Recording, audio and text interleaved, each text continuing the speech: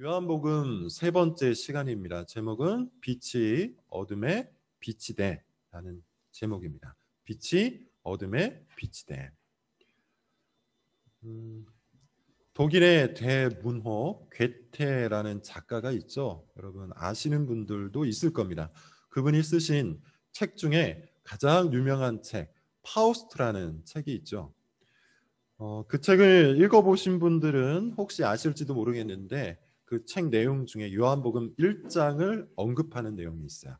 당연히 부정적으로 언급하는 내용입니다. 특히 요한복음 1장 1절 그는 태초에 말씀이 계시니라 라는 이 구절을 굉장히 부정적으로 해석해요. 조금 더 적나라하게 말씀을 드리면 혐오합니다. 싫어해요. 무익한 소리요 공허한 울림 이렇게 이야기합니다. 무슨 소리인지 모르겠다 그런 뜻이에요.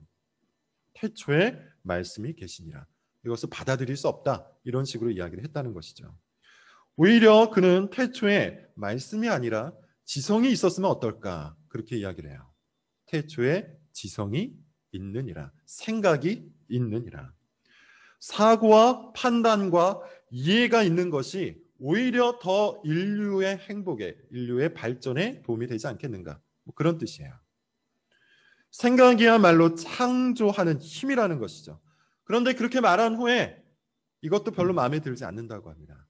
그리고 나서 두 번째로 말한 것이 뭐냐면 태초에 힘이 있었다. 이렇게 이야기하는 것이 이렇게 이야기하는 것이 어떨까 제안을 하죠. 여러 가지 이야기를 합니다. 근데 마찬가지로 이것도 별로 마음에 들지 않는다. 그렇게 얘기해요. 그리고 최종적으로 뭘 얘기하냐면 태초에 행위가 있었다. 이렇게 주장하고 그제서야 그것을 흡족하게 여깁니다. 무한한 행위들이 서로 간섭하고 사랑을 하면서 우주가 전진한다. 이렇게 이야기를 하는 것이죠. 말이 조금 어려운데 쉽게 이야기하면 범신론을 이야기하는 거예요. 우주 만물이 이 세상에 존재하는 모든 것들이 생성되고 소멸되고 서로가 서로에게 간섭하는 사랑의 행위를 하면서 세상이 전진해 간다. 결국 세상에 존재하는 모든 것은 신적인 존재요. 절대적인 신이란 존재는 필요가 없다라는 그런 뜻이겠죠. 괴테는 비록 요한복음을 읽었지만 인생의 변화를 경험하지 못했습니다. 반면 요한복음을 읽고 인생의 변화를 경험한 사람들도 굉장히 많이 있죠. 태초에 말씀이 계시니라 라는 이 구절 하나에 마음이 깨져나간 사람들이 역사적으로 교회사 가운데 얼마나 많은지 몰라요. 그래서 교회는 전통적으로 성경 중에서도 요한복음 읽기를 강조했어요. 많은 믿음의 선조들이 요한복음 강해를 했고 요한복음 읽기를 강조했다는 겁니다. 성경 66권이 다 중요하지만 그래도 그 중에서 가장 먼저 무엇을 읽어야 하느냐 이렇게 물어본다면 요한복음을 읽으라 이렇게 이야기를 했다는 것이죠. 그만큼 요한복음은 길이요 진리요 생명이신 예수 그리스도에 대해서 매우 정확하고 선명하게 우리에게 전달을 하고 있기 때문이에요. 그리고 첫 번째 시간에 말씀을 드린 것처럼 요한복음은 어떤 책이라고 했습니까? 대화의 복음서라고 했죠. 우리를 대화로 초청하는 그런 책이라고 했어요. 마치 우리가 사마리아 여인이 된 것처럼, 마치 우리가 니고데모가 된 것처럼, 마치 우리가 제자가 된 것처럼 요한복음을 읽으면서 예수님과 대화를 나누어야 한다. 이렇게 말씀을 드렸습니다. 예수님과 대화를 나누면서 빛이요 생명으로 자기를 드러내고 계신 예수 그리스도를 알아야 한다. 믿어야 한다. 이렇게 말씀을 드렸다는 것이죠. 그래서 요한복음을 딱 한마디로 말씀을 드리면 믿음을 요청하는 책, 믿게 하려 하는 책 이렇게 요약을 했어요. 다시 말해서 요한복음의 글은 단지 우리의 호기심을 자극하기 위한 글이 아니에요. 우리의 호기심, 우리의 궁금증을 채워주기 위한 정보의 책이 아닙니다. 또한 단지 우리 교회 생활을 위한 그런 책도 아니죠. 요한복음은 다른 그 어떠한 책보다도 성경 66권 중에 그 어떠한 책보다도 강력하게 우리에게 그리스도를 향한 믿음을 요청하는 책이에요. 그래서 예수님에 대한 묘사가 아주 적나라합니다. 예수님이 누구신지에 관해서도 굉장히 정확하게 계시를 하고 있어요. 그리고 그 어떤 책보다도 예수님 자신의 말씀이 가장 많이 나옵니다. 꽤 바람직한 것은 아닌데 성경 중에 보면 예수님의 말씀을 빨간색으로 적어놓은 그런 책들이 있을 거예요. 그런 성경책을 갖고 계신 분들은 한번 찾아서 보세요. 요한복음은 빼곡하게 빨간색일 겁니다. 그만큼 요한복음 자체에 예수님의 말씀이 많이 기록되어 있다는 것이죠. 이것은 우리로 하여금 예수님과 직접 대화를 나누게 하려는 요한의 기록 의도인 거예요. 예수님과 직접 대화를 나누게 하고 예수님을 직접 보게 하고 예수님과 직접 만나게 하려는 것이라는 것이죠. 그래서 지난 시간에 요한복음이 만남의 책이다, 사귐의 책이다 이렇게도 말씀을 드렸습니다. 요한이 쓴 또 다른 서신이 있다고 했죠. 요한 1서 1장에 의하면 요한은 예수님을 소개해서 우리가 예수님과 사귀게 하려고 한다고 해요. 이렇게 말합니다. 우리가 보고 들은 바를 너희에게 전함은 너희로 우리와 사귐이 있게 하려 함이니 우리의 사귐은 아버지와 그의 아들 예수 그리스도와 더불어 누림이라. 이걸 갖고 순서적으로 말씀을 드렸어요. 아들과 아버지의 사귐, 그리고 사도 요한과 그 아들의 사귐, 그리고 그 사도 요한이 전하는 예수 그리스도와 성도의 사귐. 다시 말씀을 드리면 예수님을 믿는다는 것은 예수님과 사귀는 겁니다. 예수님을 믿는다는 것은 예수님을 만나는 겁니다. 예수님께 꼭 붙어 있는 거예요. 예수님과의 사귐, 예수님과의 만남, 이것이 중요한 이유가 뭡니까? 예수님이 생명 그 자신이 되시기 때문이죠. 예수님이 생명의 근원이 되시기 때문이에요. 모든 만물을 창조하신 분이기 때문에, 모든 만물의 생명을 불어넣으신 분이기 때문에 예수님과 우리는 꼭 사귀어야만 돼요. 그럴 때 우리가 생명을 얻고, 그럴 때 우리가 힘과 복을 얻을 수 있기 때문이에요. 생명과의 만남, 생명과의 사귐에서 우리는 생명을 얻게 됩니다. 그런데 문제는 뭐죠? 이 생명과의 만남이 끊겼다는 것이죠. 이것이 모든 인간의 가장 커다란 문제예요. 근데 더 커다란 문제가 뭐냐 하면 이것이 문제인 줄을 모른다는 것이 가장 커다란 문제죠. 그것이 오늘 본문의 내용입니다. 빛이 어둠에 빛이 돼 어둠이 깨닫지를 못하더니. 예를 한번 들어볼게요. 몇 년 전에 우리 아내와 함께 용인에 간 적이 있습니다. 거기에서 우리 아내가 유년 시절을 보낸 교회에 간 적이 있어요. 굉장히 시골 마을이었는데 그 마을에서도 더 외진 곳으로 들어갔더니만 어떤 건물 하나가 덜렁 있었어요. 교회였습니다. 가까이 가보니 사람이 없었습니다. 사람이 안 산 지 좀 되었던 그런 교회 건물이었어요. 오래 방치된 상태였다는 겁니다. 주변에는 풀이 굉장히 많이 자라 있었고요. 건물 곳곳에는 곰팡이가 있었어요. 딱 봐도 폐가였어요. 그런데 여러분, 거기에 사람이 살 때는 어땠을까요? 말 그대로 사람 사는 곳 같았을 겁니다.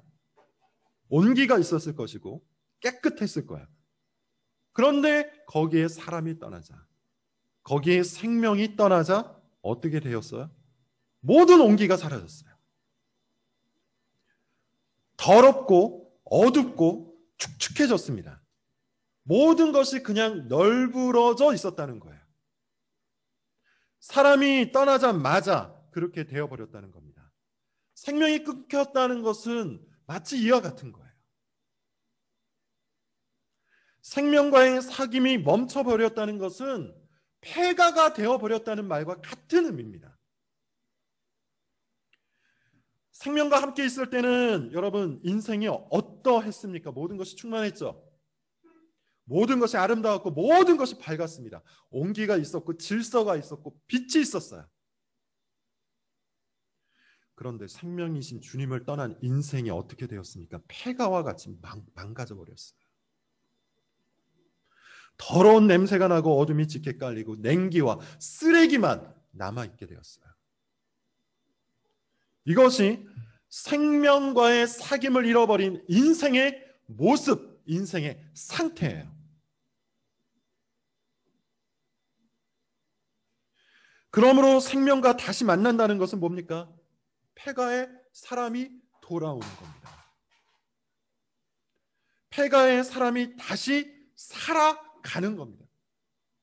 폐가의 사람이 돌아오면 어떻게 될까요? 고장난 곳을 고치겠죠. 쓰레기를 버리겠죠. 청소를 깨끗하게 하겠죠. 고장나서 빛을 잃어버린 조명을 다시 되살려내겠죠. 전기가 들어올 것이고 물이 들어올 것이고 온돌이 들어올 겁니다. 그리고 사람들이 모일 것이고 모여서 함께 웃고 함께 즐거워하고 함께 인생을 나눌 겁니다.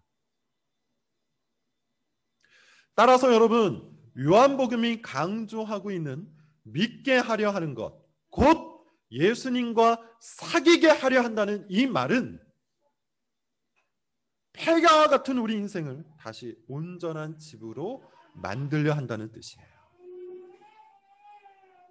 생명이신 말씀과 끊겨버린 우리 인생을 다시 생명이신 말씀과 만나게 하여서 가장 좋은 상태로, 가장 편안한 상태로, 가장 영광스러운 상태로 다시 재창조하려 한다는 그런 뜻이라는 겁니다. 오늘 본문의 강조점이 바로 이겁니다. 오늘 본문까지 요한복음 서론이에요. 요한복음이 무엇을 말하는 책인지를 공부한다는 것이죠. 자, 5절을 같이 한번 읽어볼게요. 5절 말씀 우리 가정에서 들으시는 분들도 함께 읽어보겠습니다. 자, 시작. 빛이 어둠에 빛이 돼 어둠이 깨닫지 못하라. 자, 빛이 어둠에 빛이 돼 어둠이 깨닫지 못하더라. 아주 중요한 말씀이에요. 예수님은 생명이 되신다고 했죠. 그리고 이 생명이 사람들의 빛이라고 했어요. 이것이 4절의 내용입니다. 그리고 이것은 창조 사건을 의도적으로 연결시키는 구절이라고 했어요. 말씀이신 예수님은 모든 생명의 근원이 되시죠. 창세기 1장에 보면 그런 표현이 나와요. 1장 3절 보면 그 생명의 근원이신 곧 말씀이 되시는 예수님께서 가장 먼저 창조하신 것이 바로 빛이에요. 이것은 창조에서만이 아닙니다. 재창조에서도 동일해요. 재창조에서도 생명이신 예수 그리스도는 빛으로 세상 가운데 드러나세요.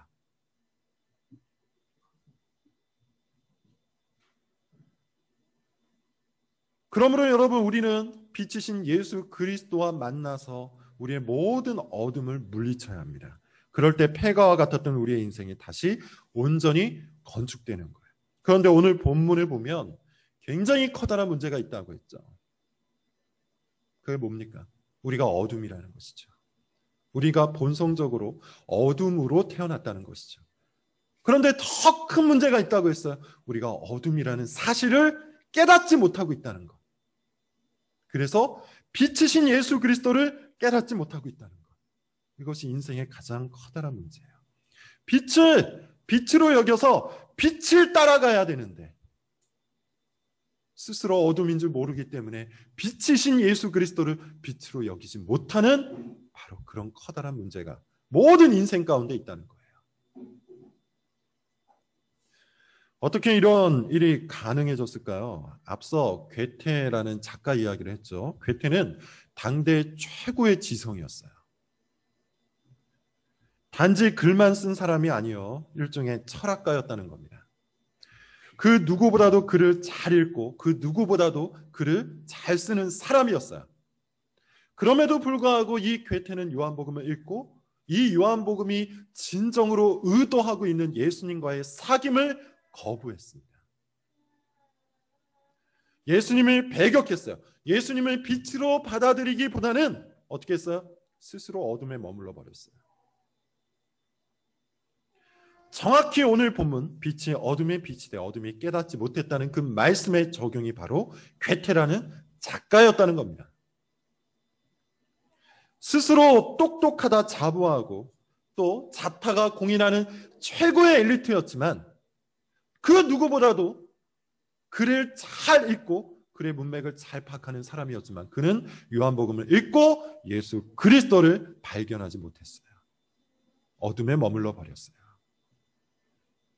이것이 괴테의 교만이었어요.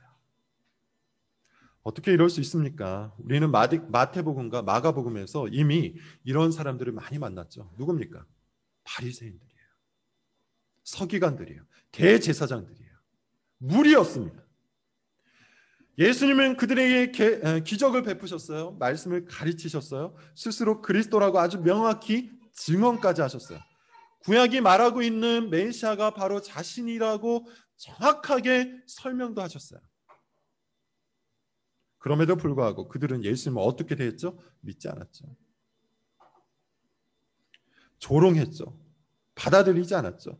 빛이 어둠에 비쳤는데 어둠은 빛을 깨닫지 못한 겁니다. 그래서 예수님은 그들을 뭐라고 불렀습니까? 소경이라고 했죠. 앞이 보이지 않는 사람, 빛을 잃어버린 사람, 아무리 밝은 곳에 가도 스스로 어둠에 머물러 있는 사람, 영적인 소경이라고 불렀어요. 누군가는 예수님의 말씀을 듣고 예수님이 빛이라는 것을 믿습니다. 그런데 누군가는 예수님의 말씀을 듣고도 예수님이 빛이라는 것을 믿지 않습니다. 영적인 소경이기 때문이에요. 누군가는 예수님의 말씀을 듣고 그 안에서 안식과 행복을 누립니다. 그런데 누군가는 예수님의 말씀을 듣고도 무감각해요. 영적인 소경이기 때문이에요. 그래서 예수님은 그들을 어리석은 자여 미련한 자라고도 했어요. 듣고도 깨닫지 못하기 때문이에요. 보고도 보지 못하기 때문이에요. 여러분, 그런 의미에서 우리는 이 말씀, 빛이 어둠에 비치되 어둠이 빛을 깨닫지 못하더라, 이 말씀을 심각하게 대할 필요가 있습니다. 1차적으로 이 말씀은 누구를 향한 걸까요? 불신자를 향한 겁니다. 믿음이 없는 자를 향한 겁니다. 빛이신 예수님을 대하고도 빛이신 예수님을 알고도 그에게로 나오기 싫어하는 불신자의 영적 무지 상태, 영적 소경의 상태에 관한 거예요. 예수님과 사귀기 싫어하는 인간의 본성적인 상태, 그냥 패가로 살아가기 원하는 사람의 무지한 상태, 어둠에 머무르기를 좋아하는 사람의 상태를 보여주는 말이에요. 그런데 이 말씀을 우리는 조금 더 확장해서 적용해 볼 수도 있을 겁니다. 어둠에서 빛으로 나오기는 했지만 여전히 어둠을 더 좋아하는, 여전히 어둠에 더 익숙한 사람의 모습, 그런 사람의 모습에 적용할 수 있다는 것이죠. 어둠 속에서 태어난 사람은 어둠을 본성적으로 좋아하죠. 모든 사람들은 자기가 태어난 곳, 자기가 머물러 있는 곳, 자기가 익숙하게 있는 바로 그것을 좋아하기 마련이에요. 어둠에서 태어났기 때문에 어둠을 좋아하는 것이 인간의 본성적 상태입니다. 심지어 빛이신 그리스도를 만났음에도 불구하고 인간의 마음속에는 여전히 어둠을 익숙하게 여기는 마음이 남아있다는 것이에요. 왜 그럴까요? 왜 빛이신 예수님을 만났음에도 불구하고 사람들은 어둠을 더 좋아하는 걸까요? 여러 가지 이유가 있을 겁니다. 그런데 특별히 오늘 본문과 관련해서만 말씀을 드리면 빛은 어둠을 속속들이 드러내기 때문이에요.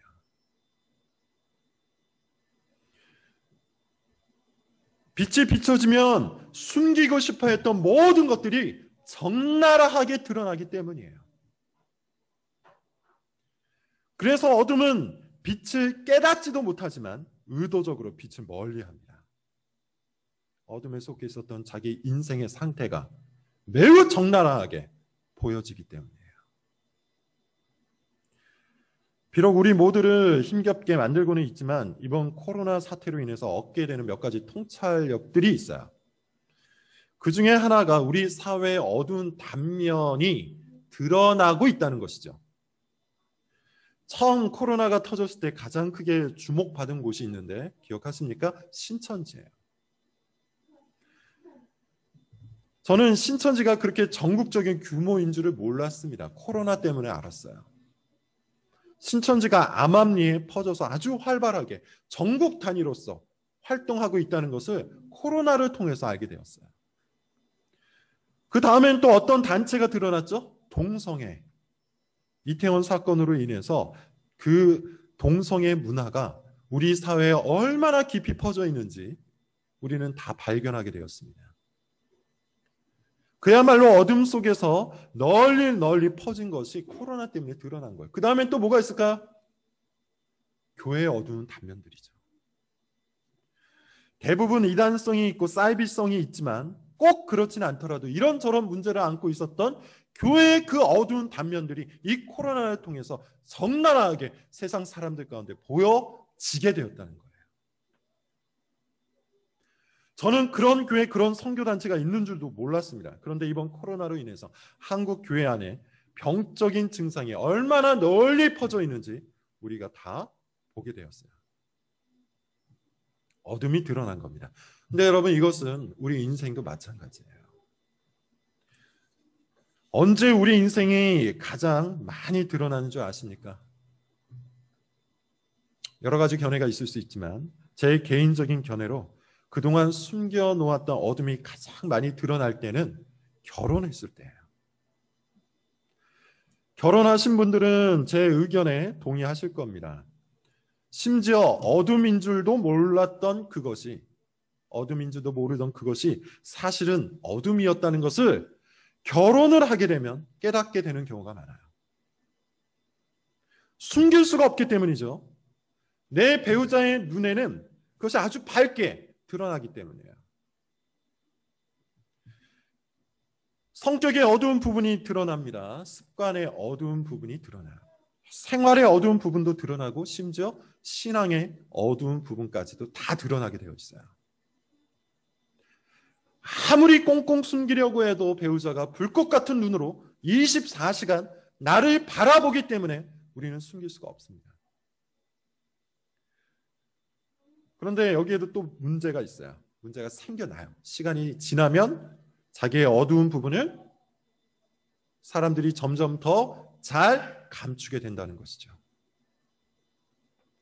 자기가 드러나는 것이 불편하던 그 시간에 적응이 되면 몰래 그 어두운 부분을 지킨다는 거예요. 그런데 여러분, 이 부부 관계도 그러한데 빛이신 예수님과의 관계도 그러해요. 빛이신 예수님과 우리는 사귑니다. 성경은 이 관계를 그래서 부부관계로 비유를 하죠.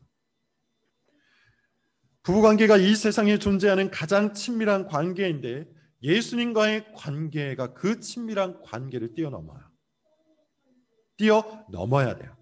그렇기 때문에 빛이신 예수님과 우리가 만나기 시작하면 결혼을 하자마자 배우자의 눈에 우리의 모난 모습들이, 우리의 어두운 부분들이 드러나는 것처럼 우리의 잘못된, 우리의 죄악된 모든 부분도 드러나기 시작해요. 남김없이 드러날 수밖에 없어요. 처음에는 그래서 그것이 어떻습니까? 죄스러워요. 부끄럽습니다. 고치고 싶습니다. 하나님의 말씀을 만났을 때, 빛이신 예수 그리스도를 만났을 때 우리는 거기에서부터 벗어나고 회개하고 변화되고 싶은 마음이 생겨나요. 그런데 이것도 적응이 됩니다. 어두운 본성이 차차 그것을 적응이 되어서 몰래 숨겨놓게 된다는 것이죠. 빛을 피해서 어둠을 찾게 된다는 거예요. 빛이 돼 어둠이 깨닫지 못하는 과거의 상태로 회개하고 싶어 한다는 것이죠. 그래서 바울이 이렇게 말을 합니다. 에베소서 5장에 한번 찾아볼게요. 우리 가정에 계신 분들도 본문을 통해서 한번 찾아보겠습니다. 에베소서 5장 8절부터 14절까지 읽어볼게요.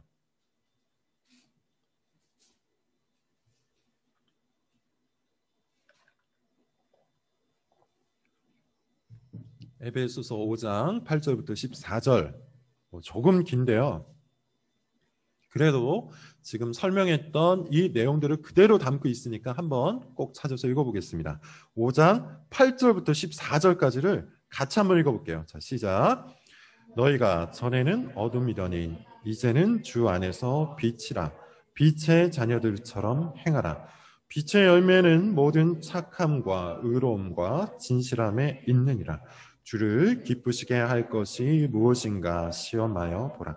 너희는 열매 없는 어둠의 일에 참여하지 말고 도리어 책망하라. 그들이 은밀히 행하는 것들은 말하기도 부끄러운 것들이라. 그러나 책망을 받는 모든 것은 빛으로 말미암아 드러나나니 드러나는 것마다 빛이니라. 그러므로 이르시기를 잠자는 자여 깨어서 죽은 자들 가운데서 일어나라. 그리스도께서 너에게 비추이시리라 하셨느니. 14절 그리스도가 우리에게 비추신다. 그리스도 자신이 빛이시기 때문이죠. 그러므로 그리스도와 사귀는 자, 그리스도 안에 있는 자 어떻게 해야 합니까? 빛의 자녀처럼 행하라고 해요. 우리는 전에 어둠에 속해 있었습니다. 그러나 빛이신 그리스도를 만나고 빛이신 그리스도와 사귀는 그 순간부터는 빛의 자녀가 됩니다. 그러므로 응당 빛의 자녀처럼 행해야 돼요. 빛의 열매를 맺어야 돼요. 열매 없는 어둠의 자녀, 열매 없는 어둠의 일, 거기에 참여하지 말라고 합니다. 그들과 함께하지 말라는 것이에요.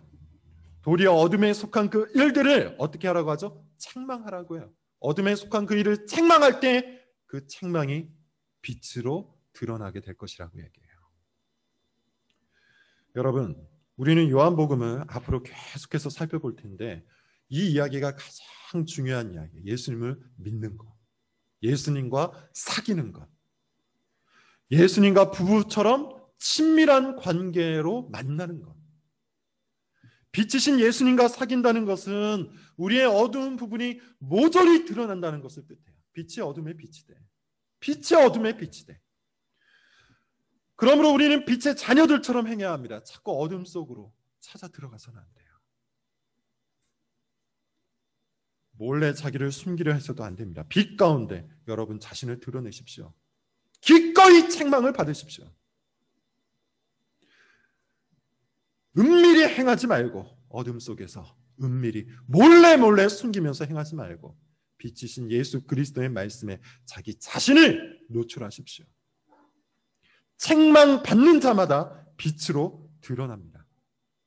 그것이 오늘 우리가 본문을 통해서 얻을 수 있는 교훈이에요. 자, 오늘 본문은 한 가지 교훈을 더 이야기합니다. 여기까지 이야기하고 마칠게요.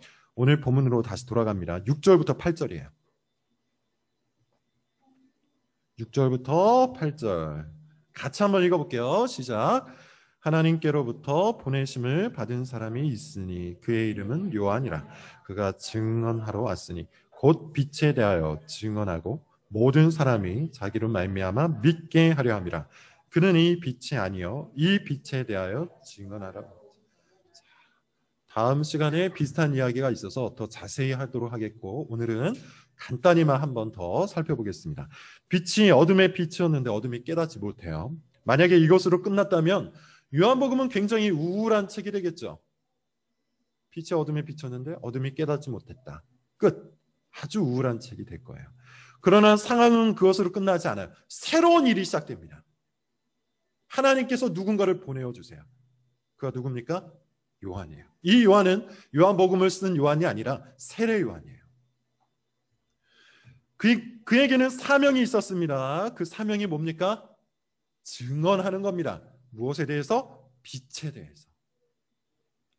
목적은 뭡니까? 모든 사람이 자기의 증언을 통하여 예수 그리스도를 믿게 하려 하는 거예요. 믿게 하려 하는 것, 예수님과 사귀게 하려는 것, 예수님을 만나게 하는 것, 빛을 소개하는 것, 그것이 하나님께 보내심을 받았던 세례 요한의 사명이에요. 자, 여러분 이것은 세례 요한만의 사명이 아니죠. 먼저 이 복음서를 썼던 요한의 사명이기도 해요. 반복해서 말하는 것처럼 요한복음 20장 31절을 보면 요한이 이 복음서를 쓴 기록 의도, 기록 목적이 나와요. 그게 뭡니까?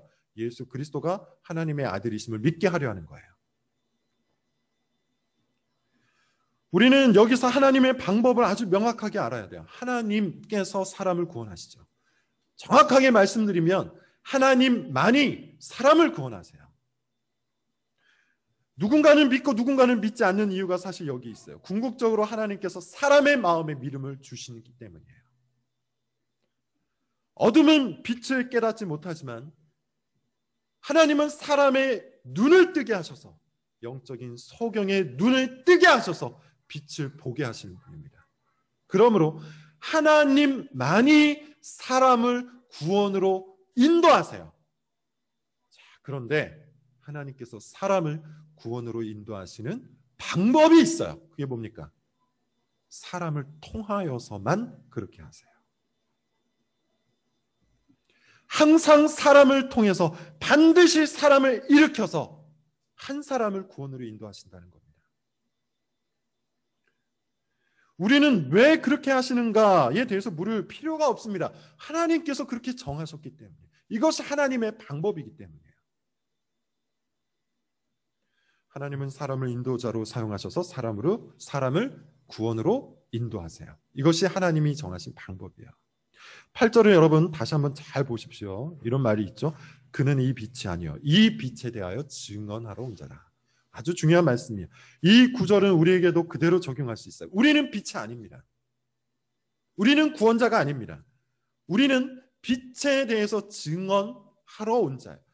우리는 구원자에 대해서 증언하러 온 자예요. 우리의 역할은 거기까지입니다. 우리의 사명은 거기까지야. 이 말씀에서 우리는 두 가지 적용을 끌어낼 수가 있는데요. 간단하게만 보겠습니다. 첫째, 우리의 존재 이유죠. 우리는 구원을 받은 후 계속해서 이 땅에 남아있게 되었는데요. 우리가 구원받은 후 계속해서 이 땅에 남아있는 그 이유가 뭘까요? 세례 요한과 같아요. 요한복음을 쓴 요한과 같아요. 뭡니까? 사람들에게 예수 그리스도를 믿게 하려 하는 겁니다. 생명의 빛이신 예수님을 소개하는 겁니다. 예수님과의 사귐을 주선하는 겁니다. 그것이 우리의 사명이에요. 정확한 비유라고 할 수는 없지만 그래도 비유를 좀 해보자면 이것은 일종의 중매쟁이의 사명과 같은 겁니다. 중매쟁이, 뭐라는 거죠? 신랑 될 사람과 신부 될 사람을 소개시켜서 결혼을 시키는 거죠. 마치 그런 것처럼 우리는 영적인 중매쟁인 겁니다. 신랑이신 예수님과 신부가 될 그 사람을 중매해 주는 겁니다. 이것이 우리가 이 세상에서 부여받은 사명이에요. 예수님을 소개하십시오. 예수님과의 친밀한 사귐을 권하십시오.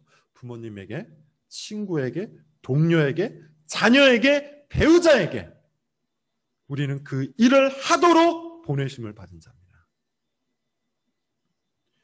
빛의 어둠에 빛이 돼 어둠이 깨닫지 못하고 있다면 이제 우리의 사명은 세례 요한이 되는 거예요. 둘째, 우리가 빛이 아니라는 사실을 명심하십시오. 우리는 중매쟁이에요. 우리는 남편이 아니에요. 우리는 아내가 아니에요. 남편과 아내의 역할을 감당하려 해서는 안 된다는 겁니다. 쉽게 얘기하면 구원자 노릇을 하려 해서는 안 돼요. 우리는 반사판에 불과하다는 사실, 이것을 여러분 명심하시기 바랍니다. 우리 스스로 빛을 내는 존재가 아니에요. 우리는 그리스도라는 빛을 반사해서 그 빛을 알려주는 반사판이에요. 반사판은 빛이 없으면 무용지물이죠. 자기를 드러내고 자기 가치를 인정받기 위해 살아가는 것은 우리 인생의 사명이 아니라는 겁니다. 반사판의 역할은 빛을 반사해서 사람들에게 빛을 온전히 보여주는 거예요. 어둠에 빛을 반사하는 인생, 그것이 우리 모두의 사명입니다. 빛이 어둠에 비치되, 빛이 어둠에 비치되, 빛이 어둠에 비치면 어둠이 깨닫지 못하더라도 빛은 빛납니다. 어둠은 빛에 의해 물러날 수밖에 없습니다. 어둠이 깨닫든 깨닫지 못하든 그건 상관이 없어요. 빛은 항상 어둠을 이깁니다. 그러므로 빛을 만난 사람은 빛 가운데로 들어와야 돼요. 빛을 들은 사람, 빛에 관해서 소개를 받은 사람, 빛으로 초청을 받은 사람은 빛 가운데로 들어와야 돼요. 어둠은 빛을 이길 수 없어요. 빛이신 예수님께서 여러분들을 초청할 때 적극적으로 그 빛 속으로 들어오시기를 바랍니다. 빛이신 예수님께 여러분 자신을 온전히 드러내시기를 바랍니다. 그럴 때 폐가와 같았던 우리 인생이 새롭게 건축될 수 있어요. 냉기와 쓰레기만 남아있었던 우리 인생이 온기로 따뜻하게 충만하게 변하게 되는 유일한 방법, 빛이신 예수 그리스도께로 나오는 겁니다. 빛을 사모하십시오. 빛을 바라보십시오. 빛이신 예수님과 사귀십시오. 그리고 그 빛이신 예수님을 반사하는 인생을 살아가십시오. 기도하겠습니다.